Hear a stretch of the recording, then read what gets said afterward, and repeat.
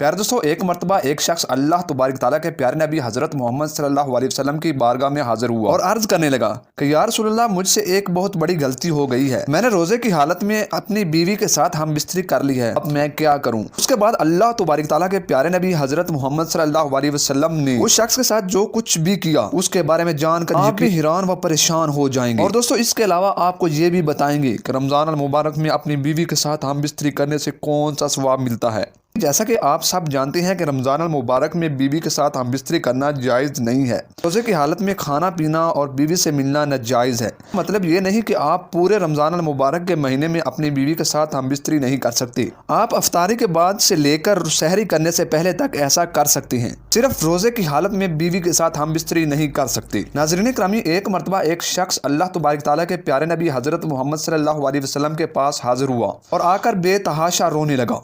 ये देखकर आप सल्लल्लाहु अलैहि वसल्लम ने फरमाया कि ए शख्स, तुझे क्या हुआ है? तुम क्यों रो रहे हो?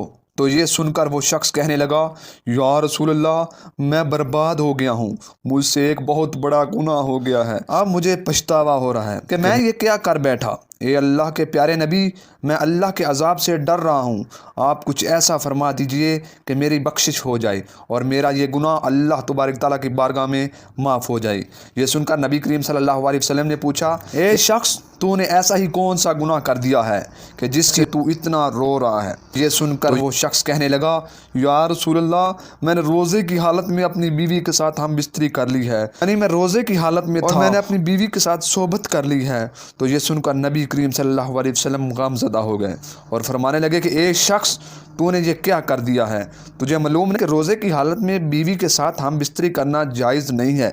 ये सुनकर वो शख्स कहने लगा, या रसूलल्लाह, मुझे मालूम तो था, मगर मैं अपने नफ्स पर काबू ना रख सका और मुझसे बड़ी गलती हो गई है। अब आप मेरे लिए ऐसा कर दें कि मेरी बख्शिश हो जाए। ये सुनकर अल्लाह तबारक ताला के प्यारे नबी हज़रत मोहम्मद सल्लल्लाहु अलैहि वसल्लम ने फरमाया, ए शख्स, तूने बहुत बड़ा गुनाह किया है, अब तुझे इसका कफ़ारा अदा करना होगा। फिर वो शख्स कहने लगा कि या रसूलल्लाह, इसके लिए मुझे क्या कफ़ारा अदा करना होगा?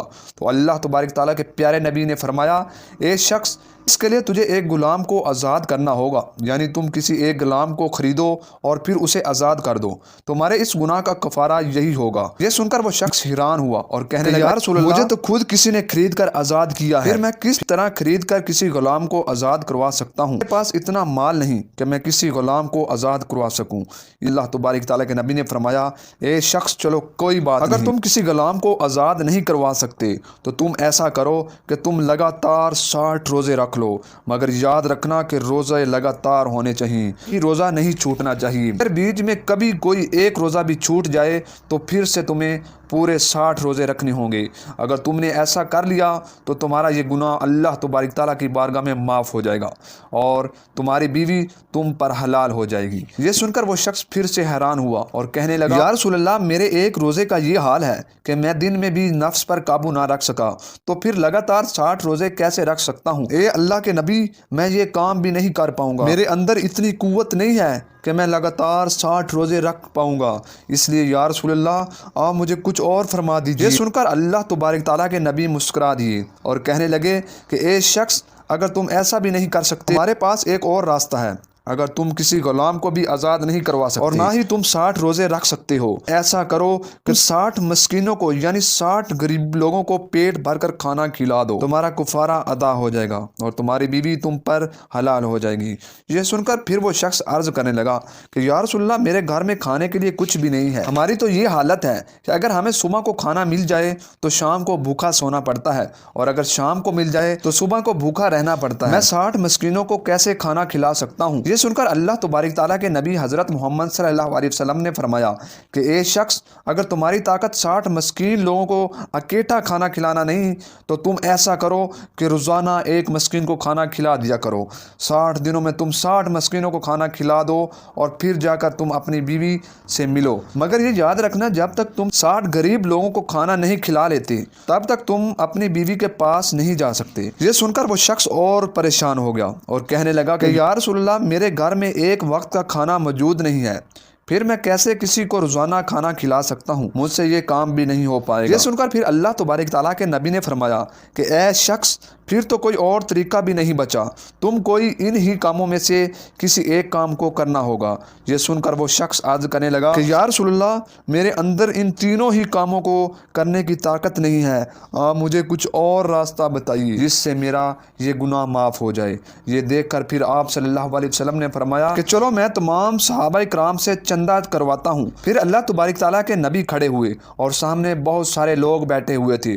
آپ نے انہیں فرمایا کہ اپنے پاس سے اس بھائی کی مدد کرو جس نے رمضان کے مہینے میں روزے کی حالت میں ایسا کام کر دیا ہے، اب اس کے پاس کفارہ ادا کرنے کے لیے کچھ بھی نہیں ہے، تو تم لوگ اس کی مدد کرو تاکہ یہ اپنے علاقے میں جا کر غریب لوگوں کو کھانا کھلا سکے اور اس کا کفارہ ادا ہو سکے۔ ناظرین گرامی، پھر ان صحابہ نے اس کی مدد کی اور پھر نبی کریم صلی اللہ علیہ وسلم نے فرمایا کہ اس مال کو لے جاؤ اور لے جا کر اپنے قبیلہ کے غریب لوگوں کو بانٹ دو، تمہارا یہ گناہ معاف ہو جائے گا اور تمہاری بیوی تم پر حلال ہو جائے گی۔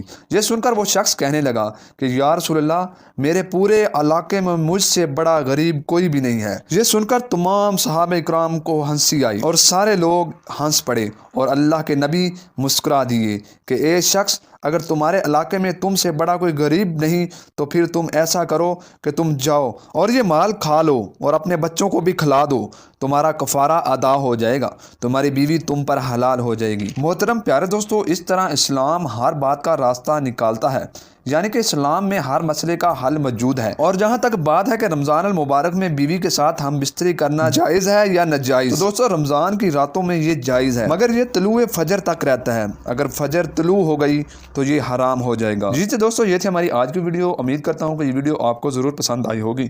پسند آنے کی صورت میں ویڈیو کو لائک کرتے ہوئے چینل کو سبسکرائب کر لیں اور ساتھ آنے والی بیل آئیکن کو پریس کر لیں۔